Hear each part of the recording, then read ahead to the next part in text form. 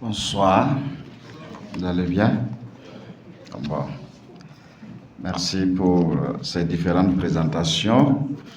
Je m'en vais aussi très rapidement vous donner ce que j'ai pu concocter.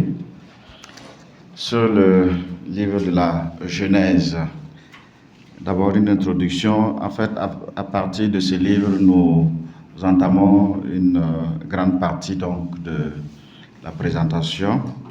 Ces 5 premiers livres qui forment ensemble que les Juifs appellent aussi la Torah et que les Grecs appellent le Pentateuque, Pentateuchos, donc le rouleau des 5 livres.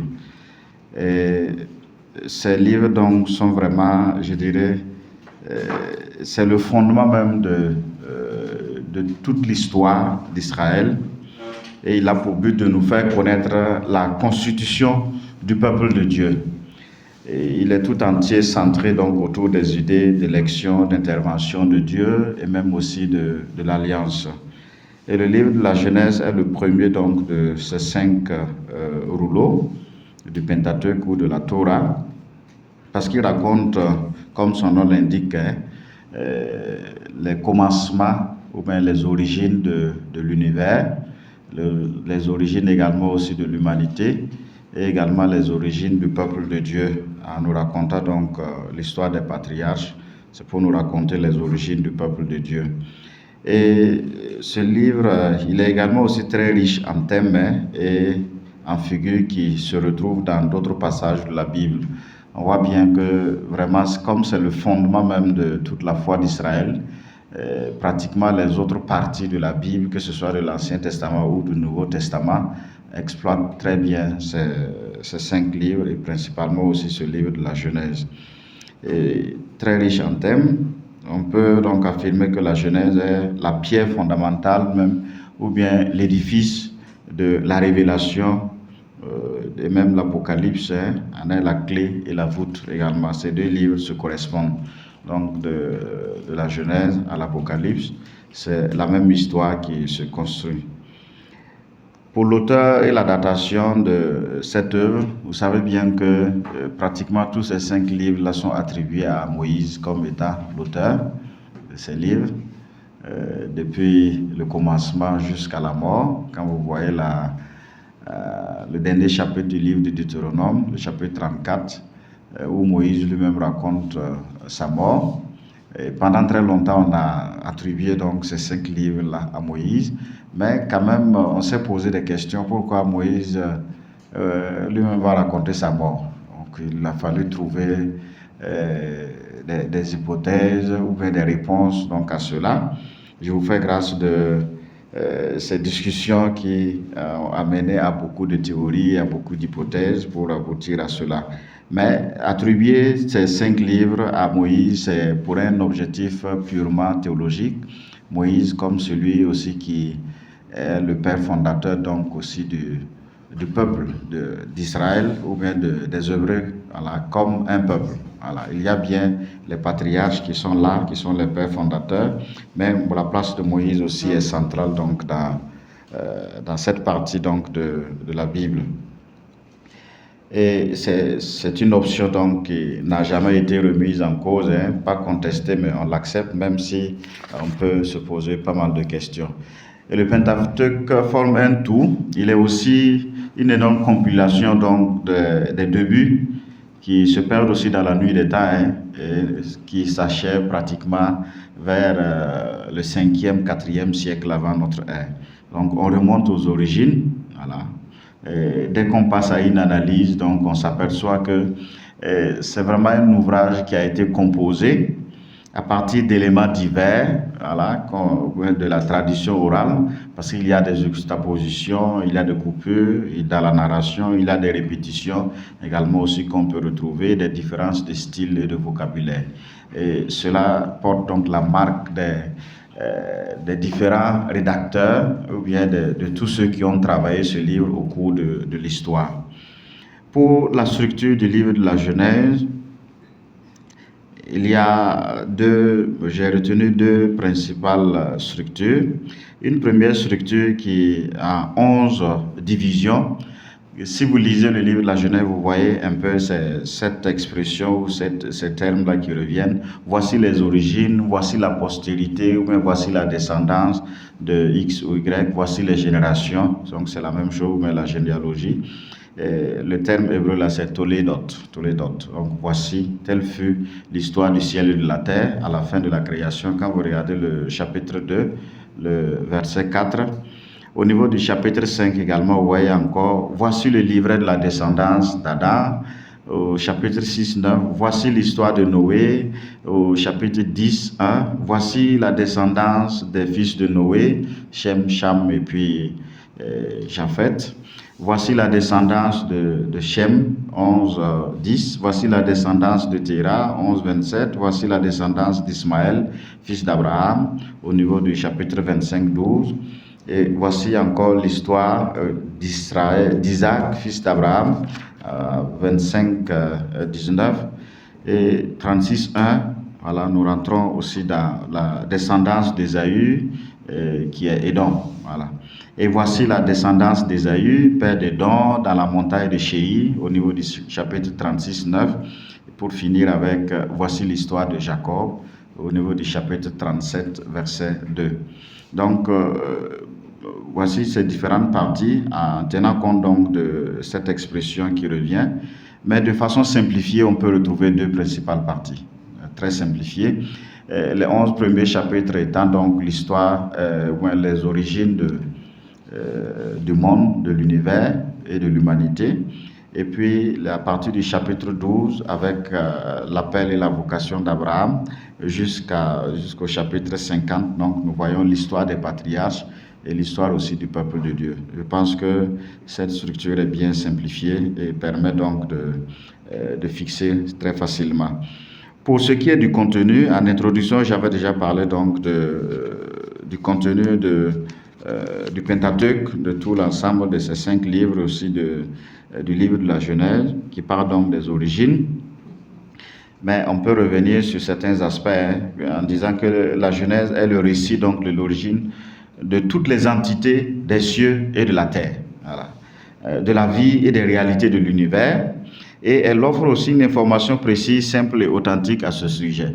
Je reviendrai un peu plus tard pour vous dire que c'est pas un livre d'histoire, c'est pas un livre de science non plus, parce que dire ça aujourd'hui avec la science moderne, que voilà ainsi comment le monde a été créé, souvent on est à la limite un peu, pour ne pas dire ridicule, mais bon, on se fait moquer quand même quelque part en affirmant cela. Mais il y a aussi sa raison d'être. Il faudrait supposer aussi que la révélation écrite de Dieu est de portée très éphémère et que son interprète, l'Esprit Saint, l'inspiration, sera vite muselé par la transformation aussi des civilisations. Donc la Genèse nous informe donc sur le commencement des choses créées par Dieu et également Dieu qui est infini, Dieu qui est tout-puissant. Et par conséquent, les récits de la création ont une valeur permanente dans les pages que nous avons dans le livre de la Genèse. Vous avez le cycle d'Abraham, voilà, tout commence où? Le point de départ, c'est où? Qui est cette ville sainte des fidèles de Dieu Lune, voilà, où là, Nana pour les Surmériens et Chine aussi pour les Sémites. Vous avez le cycle d'Isaac à partir du chapitre 25 jusqu'au chapitre 28 là, qui comprend plusieurs récits également, des rebondissements au niveau de cette histoire. Et on a le cycle de Jacob également qu'on peut retrouver, Jacob et puis ses fils, avec un point particulier sur aussi l'histoire de Joseph. Voilà. L'auteur enseigne comment Dieu oriente tout, même les fautes, vers le bien de tout le peuple. Et c'est ça qui est intéressant. Dieu, du mal ou bien du mauvais, il tire du bien pour le bien donc de l'homme. Voilà. Joseph qui a été vendu par ses frères et qui à la fin également sera leur sauveur. Donc la part d'histoire dans ce récit d'édification est bien difficile à préciser. Je l'ai dit au début, c'est pas un livre d'histoire. Mais la manière de raconter donc ces différentes histoires vise principalement à expliquer comment Israël est parvenu en Égypte avec les frères de Joseph. Et on s'accorde aussi à reconnaître la couleur égyptienne de nombreux détails dans le récit. Il faut dire aussi que l'Égypte, la civilisation égyptienne a beaucoup influencé donc ce récit. Et la Genèse se termine par la mort de Joseph. Joseph qui avait une grande place au sein de la politique ou de la société égyptienne. Les principes d'interprétation donc de ce livre, j'avais dit que ce n'est pas un livre d'histoire, ce n'est pas un livre de science. Donc, sous quel angle donc on doit aborder le livre de la Genèse si on veut mieux en fait le comprendre? Et il y a ceux qui disent, bon, même si ce n'est pas un livre d'histoire, on peut tenter une approche historique pour comprendre aussi le livre de la Genèse. Et c'est cette manière aussi, bon, pouvoir privilégier et harmoniser certaines choses.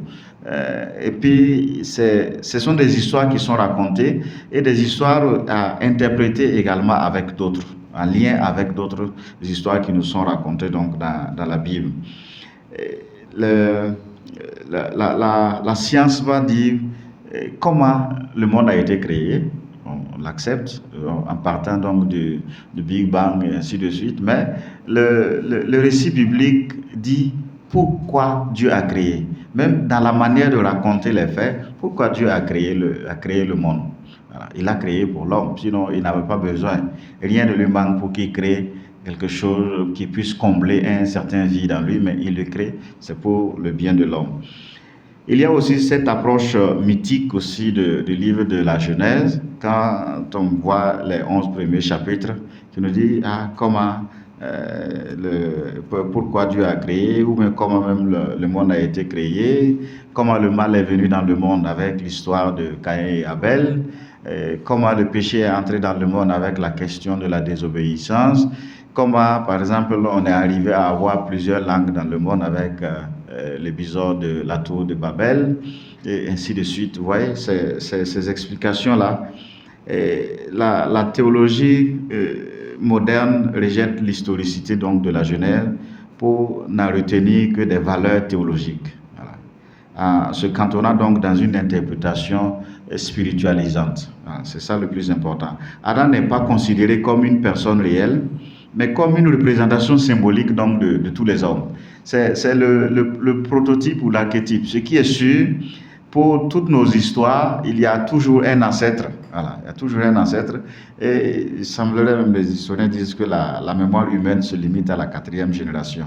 Si on a le plus vu, c'est l'arrière-grand-père. Mais l'arrière-grand-père, personne n'a cette occasion de pouvoir retrouver cela. Donc voilà pourquoi on raconte. Mais il faut aussi comprendre, ce qui ne veut pas dire, ce qui est sûr, il y a eu quelqu'un au départ. Voilà, quelqu'un au départ. Mais la Bible appelle cette personne au départ Adam. Et puis bon, sa femme Ève. Et la chute n'est pas aussi un acte réel de désobéissance de nos premiers parents, mais une expression aussi figurative de l'expérience commune à tous les humains. Oui, non. On peut tomber très facilement en accusant également les premiers parents comme étant les auteurs donc de ce que nous vivons actuellement ou bien les difficultés que nous avons. Mais c'est pour marquer un peu cette solidarité humaine qu'on a ou bien cette réalité quand même qui est inhérente également aussi à la vie de l'homme. Donc cette manière de tirer des leçons spirituelles à partir de textes réduits à de simples compte rendu humain d'expériences religieuses ou sociales, et cette habitude de ne pas recevoir le texte biblique aussi comme un produit historico-littéraire. Voilà. Il ne faut pas dire aussi que c'est des hommes qui ont composé seulement pour en fait montrer comment les choses se sont passées. Ils ont dit également aussi que c'est devenu une histoire sacrée. Ce n'est pas seulement ça. Il y a aussi le principe de l'inspiration, comme je l'avais dit au début, qui inspire. Parce que c'est à partir donc d'une longue méditation, d'une longue lecture de son histoire, que le peuple est arrivé donc à comprendre cela. Quand on verra le livre de l'Exode, je dirais pour Israël, l'image qu'ils ont de Dieu, c'est d'abord le Dieu libérateur. Et au contact donc des autres, après avoir été libéré de l'esclavage, établi sur la terre de Canaan, il a fait donc l'expérience de ce Dieu libérateur, qui est aussi le Dieu de la création. Donc il s'est mis quand même à comprendre comment Dieu a créé. Donc on ne peut pas, c'est pas seulement tirer des cheveux qu'ils ont raconté cette histoire, cela a pris donc du temps. On peut aussi parler d'une interprétation typologique. dans le sens que beaucoup d'éléments que nous pouvons trouver dans le livre de la Genèse, on peut aussi les retrouver dans d'autres parties de la Bible et principalement dans le Nouveau Testament. Donc une interprétation typologique comme une préfiguration. Quand on va parler de Adam comme l'auteur du péché, de la désobéissance, dans le Nouveau Testament, on va voir le Christ comme en fait celui qui est obéissant jusqu'au bout. Quand on va parler également aussi de Ève, dans dans le livre de la Genèse, on verra aussi sa répondante dans la figure de Marie. Donc il y a donc cet aller-retour qu'il faut pouvoir faire entre le livre de la Genèse et les autres parties de la Bible pour mieux comprendre. Donc les caractères et expériences donc, de personnes comme Noé, Abraham, Isaac, Joseph, voilà, sont pris comme des préfigurations d'expériences de la vie du Christ, de la vie d'Israël, et aussi, si on rentre dans notre théologie chrétienne, catholique, aussi de la vie de l'Église. Alors, donc, quelques exemples. Adam est un type contrasté du second Adam, qui est le Christ, et Saint Paul va aussi le dire. Saint Augustin, plus tard, va se fonder donc sur ce chapitre 5 de la lettre aux Romains, en lien avec aussi le chapitre 3 de la Genèse, pour parler donc par la faute d'un seul homme, le péché est entré dans le monde, et par l'obéissance aussi d'un seul homme, la grâce est venue dans le monde. Ève, qui est aussi un type de l'Église, tout comme de Marie. Abraham, prêt à livrer aussi son fils Isaac en sacrifice, est une préfiguration aussi de Dieu qui est prêt à donner aussi son fils unique en sacrifice pour le salut du monde. Et Joseph également aussi qui peut être vu comme une préfiguration du Christ.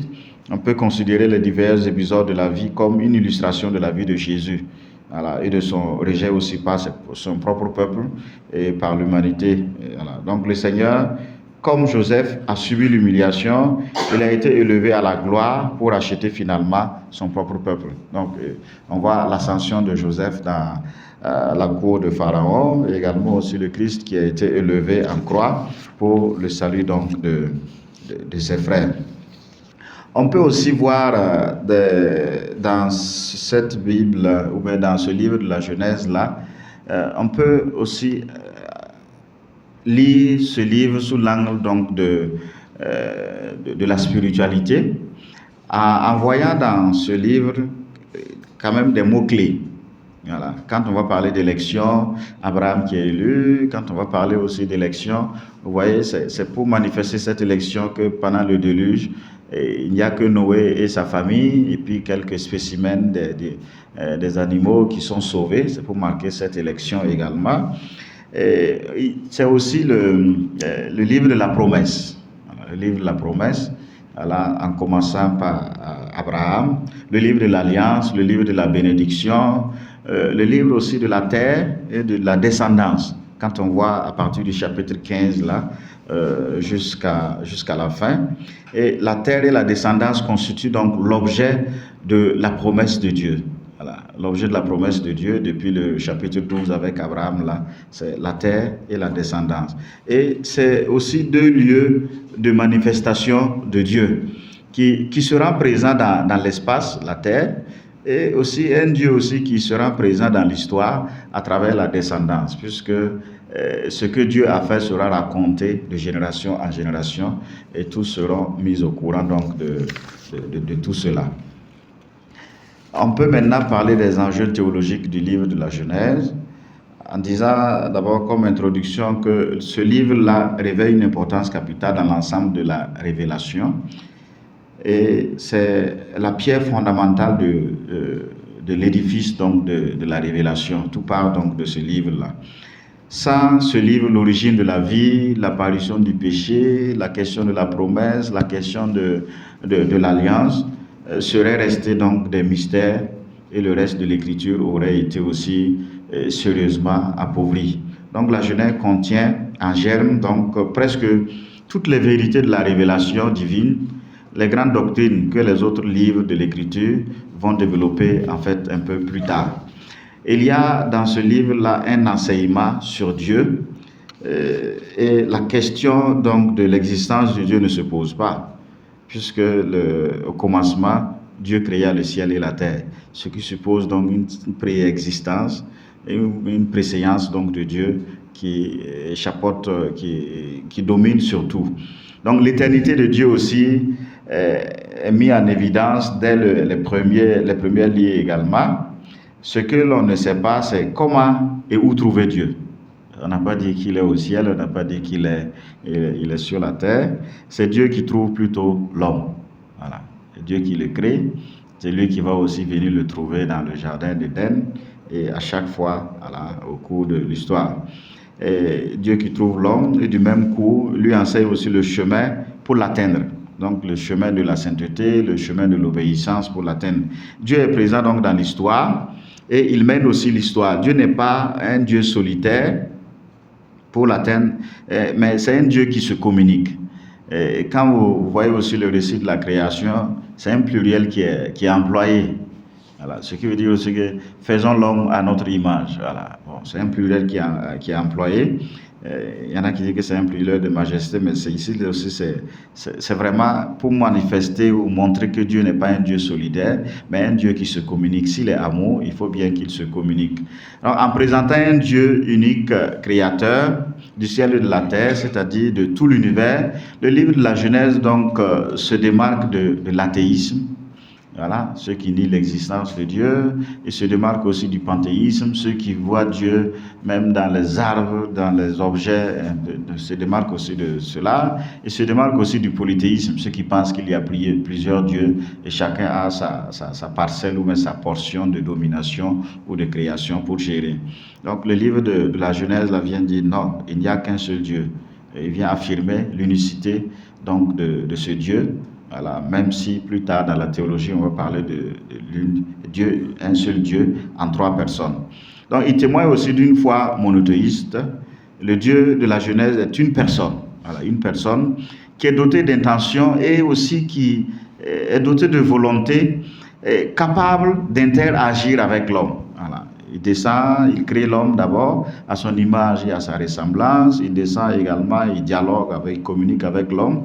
L'univers est créé donc pour l'homme. Ce n'est pas pour Dieu qu'il l'a créé. Il l'a créé donc pour l'homme. Et on voit à la fin quand même de ces 7 jours de la création, il a mis donc la création entre les mains de l'homme. Ce qui ne veut pas dire que cela appartient à l'homme, mais l'homme comme administrateur et comme intendant donc de ce que Dieu a créé. Donc le Dieu de la Genèse est aussi le Dieu de l'alliance. On va le voir avec Abraham et sa descendance. Et il est aussi le Dieu de la miséricorde. Malgré la désobéissance ou la chute aussi de l'homme, il est celui qui pardonne et celui qui cherche toujours les voies et moyens pour en fait que l'homme revienne à lui, que l'homme ne soit pas loin de lui. Il y a une présence donc de Dieu dans l'histoire et dans le monde sensible. Et cela est compréhensible si cette présence de Dieu-là nous permet de comprendre donc pourquoi Dieu s'est incarné. Voilà. Dieu s'est incarné. Dieu, il n'abandonne pas une humanité aussi pécheresse. On peut parler donc de la miséricorde, on peut parler de la rédemption. Il lui donne aussi un secours constant au lieu de n'être que la loi suprême d'un univers bien réglé. Voilà.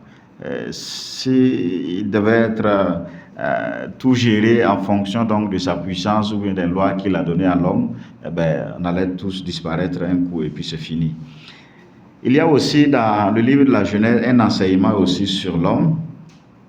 Quand vous regardez toute la théologie aussi, ou l'anthropologie, voilà, le discours sur l'homme là, montre que l'homme a été créé à l'image et à la ressemblance de Dieu. Et de ce fait, sa vie a une grande valeur et il a un don de créativité, puisque à la fin, Dieu lui a dit de soumettre la création, de poursuivre donc cette œuvre-là. Il a aussi ce don de créativité. Il a été créé libre. Il est libre de suivre Dieu, son créateur, ou de suivre sa propre voie et vivre aussi sans Dieu. Dieu même lui a donné cette capacité de s'opposer à lui. Voilà, de s'opposer à lui, et il ne va pas hésiter aussi à profiter donc de cette prérogative que Dieu lui donne. Créé donc pour un but, et il connaît aussi son cahier de charges également dès le départ, ce qui le rend responsable devant Dieu. Voilà. Il a été placé en position d'autorité et de gouverner de la créature dans un cadre aussi enchanteur. Il a besoin de la communion avec son Créateur, comme Abraham, Il peut être régénéré par Dieu comme Jacob, et il est l'objet aussi de la providence divine comme également aussi Joseph que nous allons voir.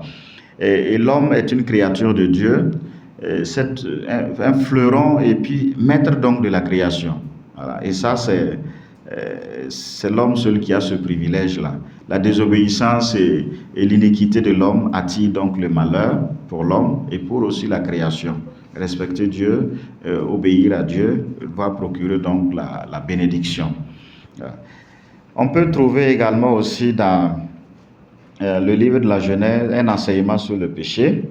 Voilà, cela reste à approfondir parce que le péché a des conséquences tragiques, notamment la séparation avec Dieu. L'homme qui avait cette possibilité ou cette capacité d'entrer en contact ou de voir Dieu face à face, et avec le péché, il se cache. Voilà, il se cache parce que il ne peut plus. Voilà, il trouve qu'il est maintenant dans une situation de honte. Donc le péché qui nous donne la honte donc devant Dieu, de nous présenter devant Dieu, et qui a aussi pour conséquence la malédiction et la mort. Voilà. Et le péché est puni par Dieu sans complaisance, ce qui ne remet pas en cause aussi sa justice et puis sa miséricorde. Voilà. Le péché brise donc les relations de Dieu avec l'homme et même aussi les relations entre les hommes. On peut trouver également dans le livre de la Genèse, donc ce qui est compréhensible, le thème de la création, parce que le livre de la Genèse présente la création comme étant fondamentalement bonne. On voit également à la fin de la création, Dieu vit que tout cela était bon à la fin de chaque journée de création, et quand il a créé l'homme, Dieu vit que tout cela était très bon. Voilà. Donc la création est bonne. Elle ne peut donc pas être considérée comme opposée à Dieu, ni aussi représenter un mal ou un danger pour l'homme. Voilà. Elle ne peut pas être considérée. Parce que souvent, on est souvent tenté de dire, mais la création n'est pas bonne. Ou bien, il y a quelque chose qui a manqué dans cette création. Rien n'a manqué dans la création. Tout ce que Dieu fait là, il est bon. Et l'homme n'est pas le propriétaire, mais un administrateur, un intendant. Et il est comme un jardinier responsable donc de tout ce que Dieu a créé.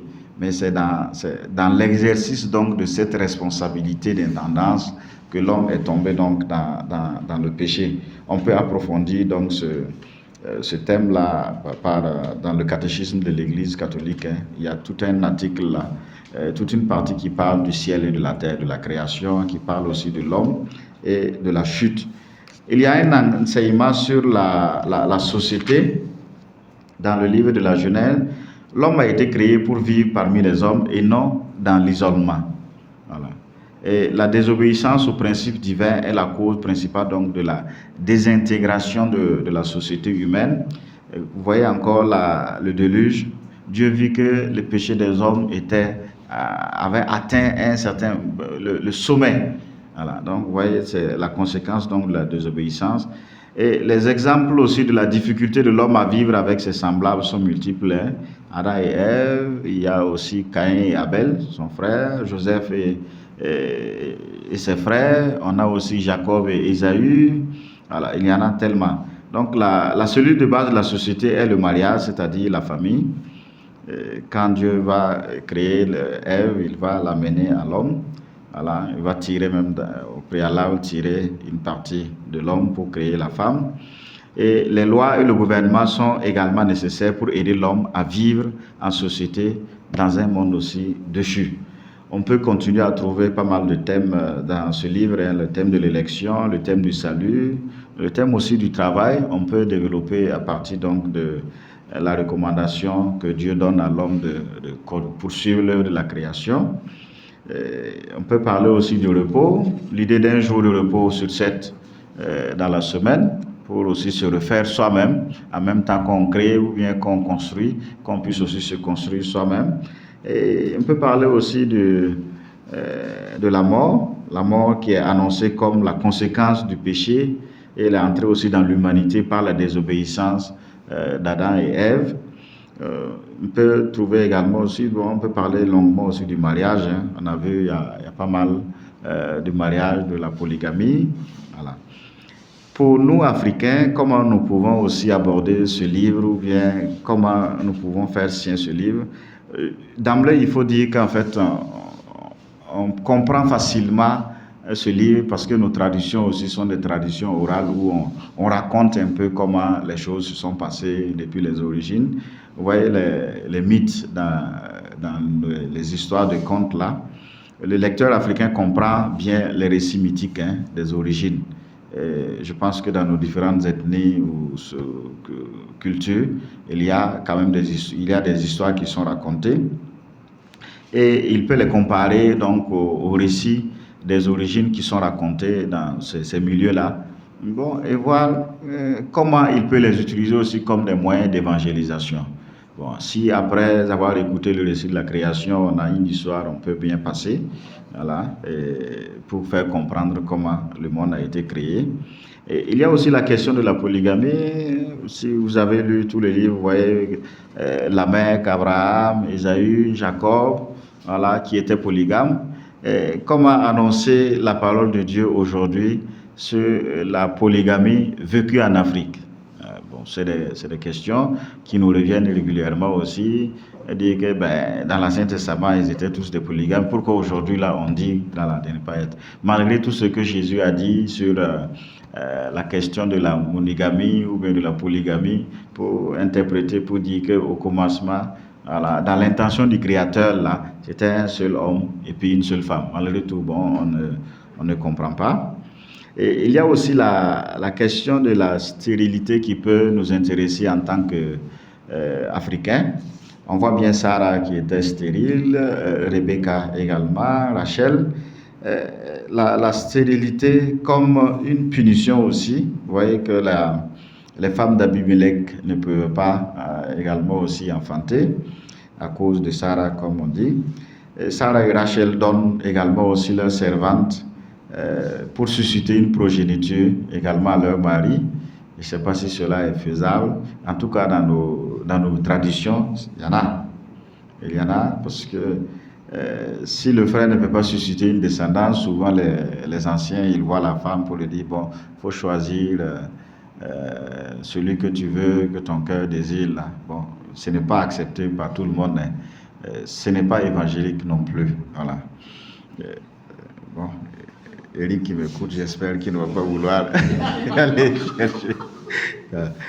On peut parler aussi de la solidarité en se basant sur le livre de la Genèse.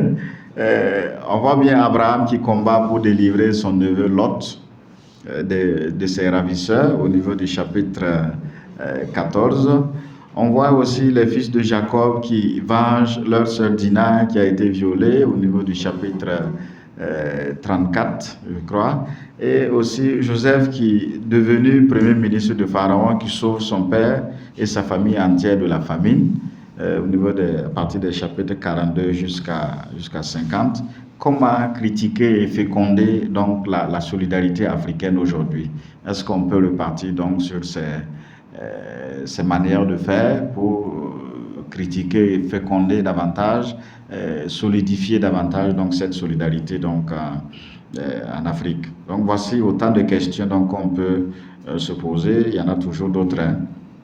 Et pour conclure, que cette introduction donc à la Genèse puisse affirmer notre enracinement dans la parole des prophètes, du Christ et des apôtres, pour lesquels ce premier livre de la Bible est divinement inspiré. Il faut le croire. Donc la Genèse, c'est le fondement de toute l'histoire, de toute science et de toute philosophie vraie. Voilà, c'est le fondement. Donc je m'arrête là pour permettre les questions et les débats. Merci.